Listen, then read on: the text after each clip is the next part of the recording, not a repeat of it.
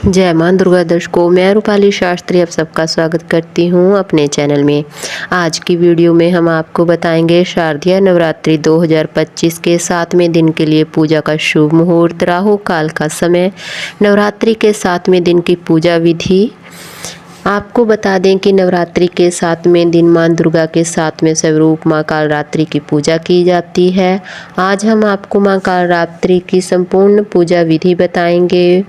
मां कालरात्रि की पूजा करते समय आपको किस रंग के कपड़े पहनने चाहिए, कौन सा फूल आपको मां को अर्पित करना चाहिए और मां का प्रिय भोग क्या है, इसके अलावा आपको बताएंगे मां कालरात्रि को प्रसन्न करने के लिए कौन से मंत्र का जाप करना चाहिए। बहुत ही छोटा और आसान सा मंत्र है जो हम आपको बताएंगे। इसके अलावा मां कालरात्रि की कथा भी आपको बताई जाएगी। साथ ही नवरात्रि के 7वें दिन किए जाने वाला एक इच्छा पूर्ति उपाय भी आपको बताया जाएगा, जिस उपाय को करने से आप अपनी मुँह मांगी मुराद पूरी कर सकते हैं। नवरात्रि के 7वें दिन मां कालरात्रि की पूजा की जाती है। मां कालरात्रि की पूजा करने से आने वाली बाधाएं दूर हो जाती हैं, सभी परेशानियों से हमें छुटकारा मिल जाता है। मां की पूजा से शनि देव भी शांत हो जाते हैं। उनकी पूजा करने से जीवन में आने वाले संकटों से हमारी रक्षा होती है। मां शत्रु और दुश्मनों का संहार करती हैं। मां की पूजा करने से तनाव, अज्ञात भय, बुरी शक्तियाँ दूर हो जाती हैं। मां का रंग कृष्ण वर्ण है। कृष्ण वर्ण के कारण ही उन्हें कालरात्रि कहा जाता है। उनके केस बिखरे हुए हैं और उनके गले में नरमंड की माला पहने हुए हैं। मां के 3 नेत्र ब्रह्मांड की तरह विशाल हैं और गोल हैं, जिनमें से बिजली की भांति किरण निकलती रहती है और मां गंधर्व यानी कि गधा की सवारी करती हैं। मां के 4 हाथ हैं, उनके ऊपर के दाहिने हाथ में वे आशीर्वाद दे रही हैं। निचले दाहिने हाथ में मां निडरता प्रदान करती हैं। उनके बाएं हाथ में कटार और निचले हाथ में लोहे का कांटा होता है। कालरात्रि की पूजा करने से हमें अपने क्रोध पर विजय प्राप्त कर लेते हैं। मां कालरात्रि साधक को ज्ञान देती हैं। अपने क्रोध का उपयोग अपनी सफलता के लिए कैसा करना चाहिए। मां का स्वरूप देखने में अत्यंत ही भयानक होता है, लेकिन फिर भी मां सदा अपने भक्तों को शुभ फल ही देती हैं। इसी कारण इनका नाम शुभकारी भी है।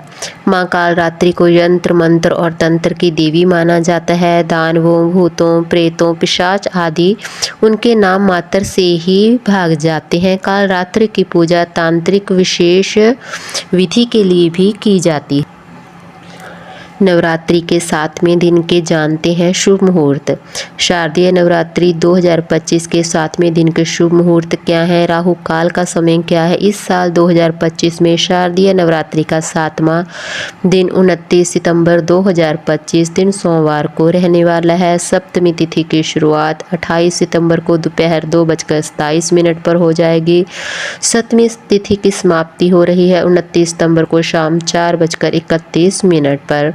पूजा के शुभ मुहूर्त की बात करें तो सुबह की पूजा का पहला शुभ मुहूर्त रहने वाला है 6:13 से लेकर 7:43 तक। सुबह की पूजा का दूसरा शुभ मुहूर्त रहेगा सुबह के 9:12 से लेकर 10:42 तक।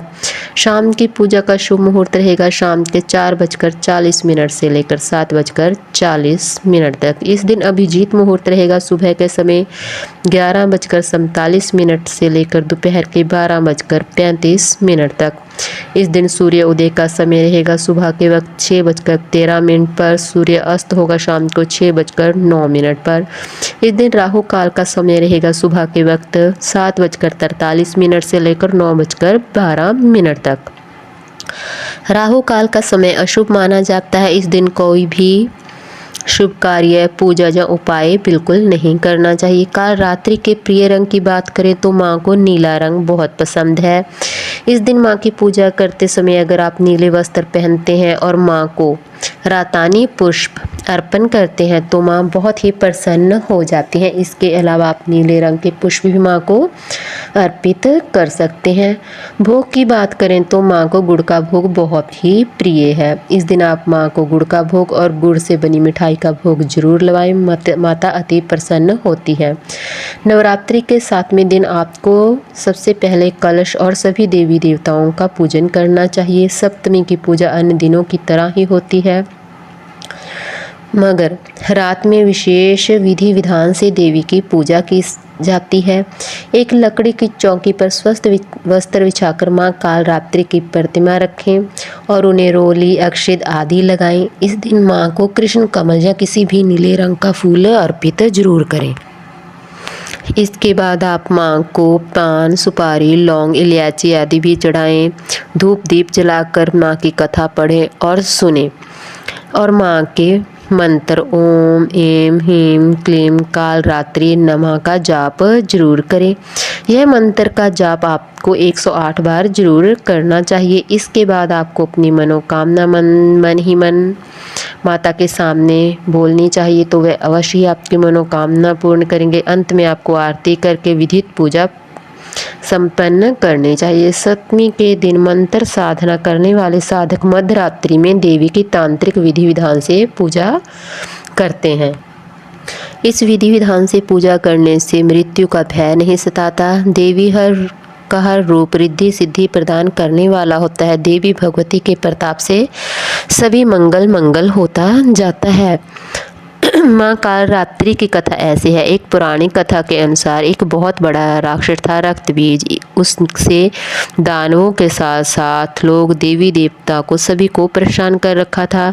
रक्तबीज दानव की विशेषता ये थी, जहाँ भी उसका खून की बूंद गिरती थी धरती पर तो बिल्कुल उसके जैसा ही एक दानव बन जाता था। दानव की शिकायत लेकर सभी देवी देवता भगवान शिव के पास पहुँचे।